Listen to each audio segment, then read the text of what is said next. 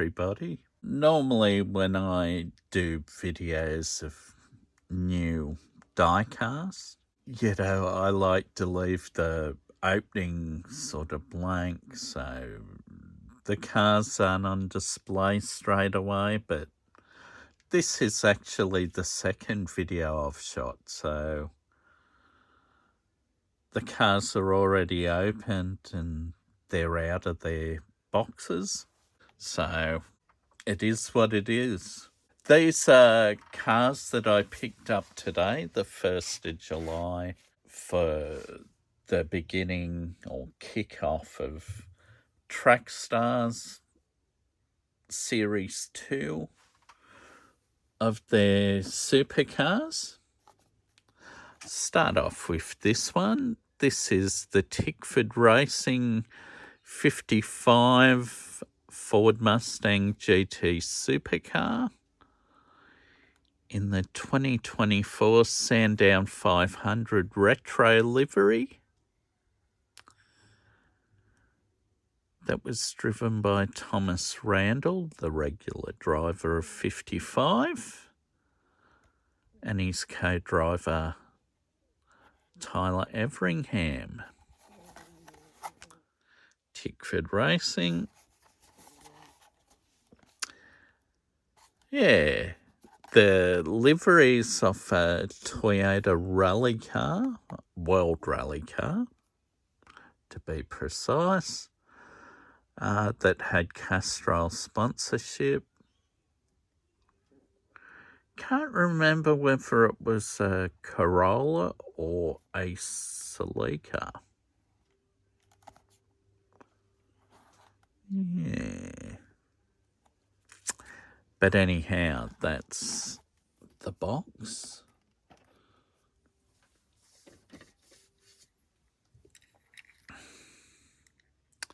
This is the diecast. And as TrackStars is part of Authentic Collectibles, the decals on this are spot on.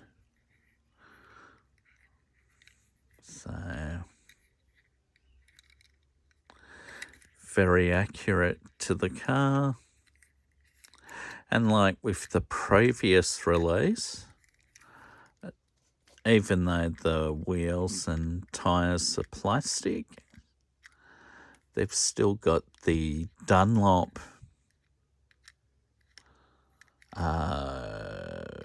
writing on the tyres, in blue in this case, which is the type of tyre they were using. I don't know precisely what type. Okay, next up, I'll go with this Brad Jones racing car, which had sponsorship by Wendy's. This car was driven by Macaulay Jones at the Torpo Super 440 over in New Zealand. Yeah, car 96.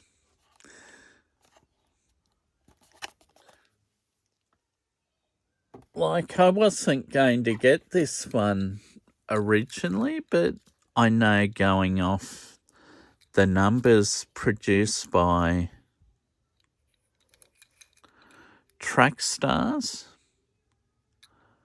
these were one of the lower numbered cars produced. There's no actual numbers given out of how many they've made, if any, but yeah. I'm glad I picked it up. It's a nice, colourful car and looks pretty good. So there's that one. The Chevy Camaro ZL1 V8 supercar from BJR. The next one here isn't an actual race car. Well, it is, but it's a prototype, so It was just used at Bathurst last year, driven by former Supercars and touring car driver Neil Crompton as a thank you for putting the Toyota deal to run in Supercars. He put the deal together, so as a thank you, they let him drive the prototype. Yeah, so good looking car in race trim. Looks a bit smaller than the Ford Mustang and the Camaro, but it is on a control chassis, so they are roughly the same. Runs a Toyota motor like the Chev runs a Chev, Ford runs a Ford. Yeah, with the GR or Gazoo Racing, put together by Walkinshaw. Well, Walkinshaw United Andretti Racing it was when they were racing Holdens and then Ford Mustangs. So, of course, Walkinshaw founded by Tom Walkinshaw and run by Ryan Walkinshaw, his son these days. Yeah, looks good. One day I'll have to do a comparison of my various Toyota Supra road cars versus the V8 supercar.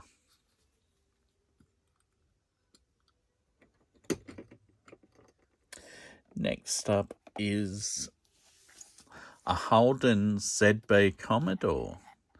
This one was prepared by Erebus Racing, but it was a wildcard entry put together by Peter Adderton from Boost Mobile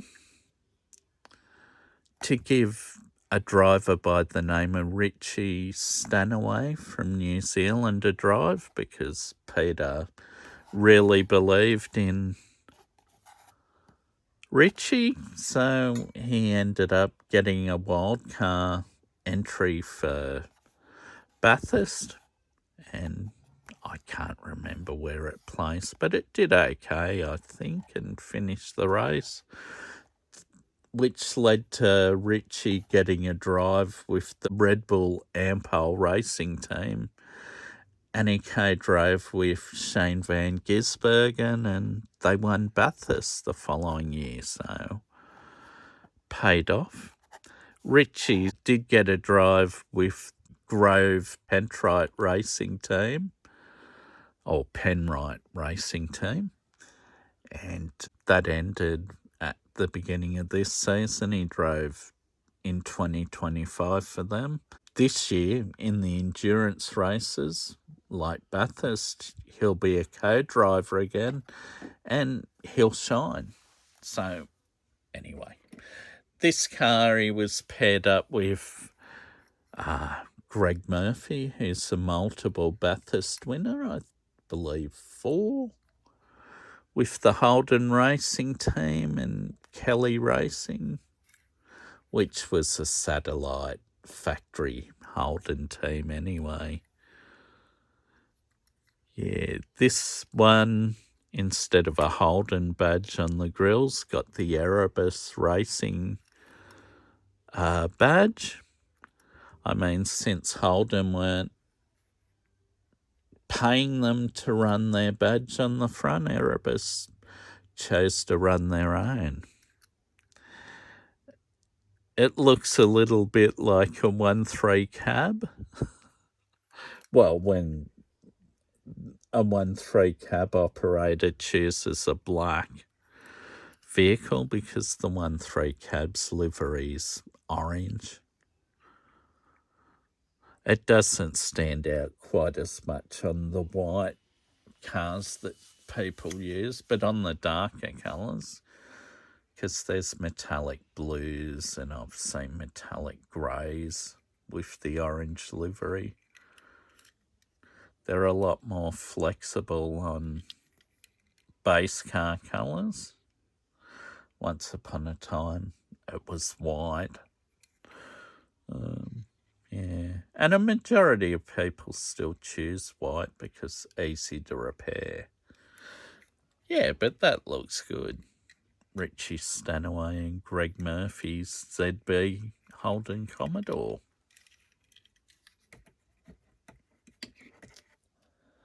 Now, the next one I have is one of their Superstar cars, because it's a tribute livery of Kevin Bartlett's 1982 Bathurst Chevrolet Camaro that he shared with fellow legend and superstar Colin Bond, 1969 Bathurst winner. Kevin was a Bathurst winner in 1974 with John Goss. This car was infamous for flipping on its roof due to a tyre or wheel failure at the top of Mount Panorama. So it gets nicknamed the Channel 6 Camaro. So that's done quite well.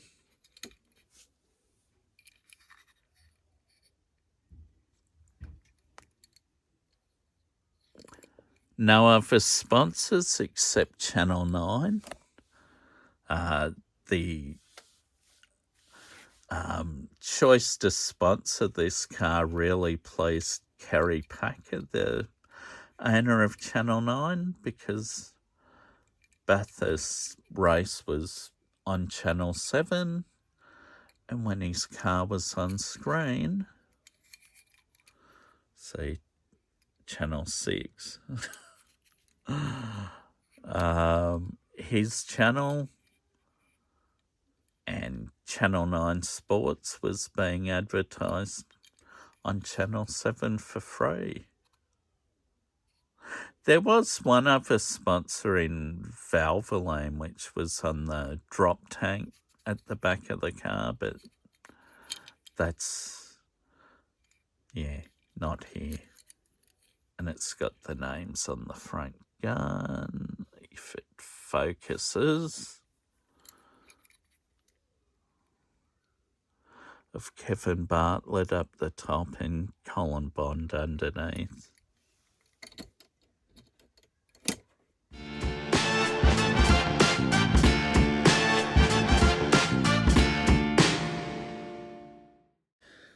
Now, oops, last but not least, we have this other superstar car, and this one was driven by Dick Johnson and Larry Perkins at Bathurst in 1985.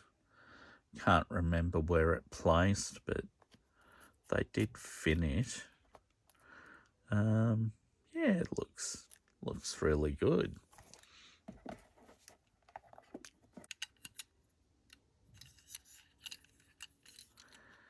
Yeah, it looks good. I mean, there's no DJR car in this, so there is a DJ car, who is the man behind DJR or Dick Johnson Racing. This one's got Dick Johnson's Brisbane Engine Centre because he still operated that back when he was racing his Mustang GT, exact speed Mustang GT, in 1985 and 86. Yeah, all these sponsors of back then, TAA Airlines, or Trans-Australia Airlines, Palmer Tube Mills, Motorcraft, Bilstein or Bilstein, Shell XMO, Greenstaff. That car, as well as the Kevin Bartlett car, were available as a chase version. So you got like a Spectra Flame-ish, metallic, bright green for the Johnson car or blue for the Bartlett car. But I was unlucky not to get those. I went to a Repco store nearby a service station where I was going to purchase some LPG for my Falcon wagon and some petrol, because I've been running on petrol for the last few days and I was down to a quarter of a tank, and the LPG system in my Falcon needs between a quarter and a half to operate, because it always runs on petrol when it's cold, and it was recommended from when it was a brand new system in the taxi that I used to drive it as, that you keep at least half a tank, which is why I filled it up before I switched it back to LPG. And that's why 18 years after the system was fitted, it still works perfectly well. But anyway, that's totally separate. But the point of the matter is, there was a Repco store right nearby, and I got there at 8:30 opening time. But unfortunately, this particular Repco store had closed down, and they've shifted to the other side of the suburb where I was, and I had to be back home by 9:30, so I didn't get to go to that Repco. So I filled my car, went to another Repco in a suburb closer to home, and almost half a box or carton was already sold. But I did get the cars I wanted to buy, because I was definitely going to buy these 5. The Wendy's one I wasn't necessarily sold on till I seen it in the box and thought, well, that looks all right, I'll get that one. I did want to get one that was one sponsored by Red Arc, and it was a red car. Funny enough. It's a Ford Mustang. But it was a rare, so there were only, maybe there was 1 in the box or 2 in the box. And when I got the store, half the box almost was gone. So obviously, knowing that they were rare, they were gone. And there were 2 of these left in the box, so either of those could have been the Chase with the shiny paint, or they could have been at the top of the box. There could have been 4 in the box in total, who knows. But Chase is a cool in monetary value and collectability, but as a collector or fan of these drivers, I'd rather see them in the correct colour. I'll draw to a conclusion of this video. I thought I had to get this video out today. Maybe someone watching this video will see them and think, oh, I might go out and get some of those. I mean, they're all well done. I mean, they got black windows, which is something I don't really like on cars you're paying a lot more than Hot Wheels money for, but then again, if they had the interior detail, they'd probably be a lot more expensive, and yeah, it probably wouldn't happen. So, once again, thank you very much for viewing the video. I hope you're all in great health and doing well. Till next time, goodbye.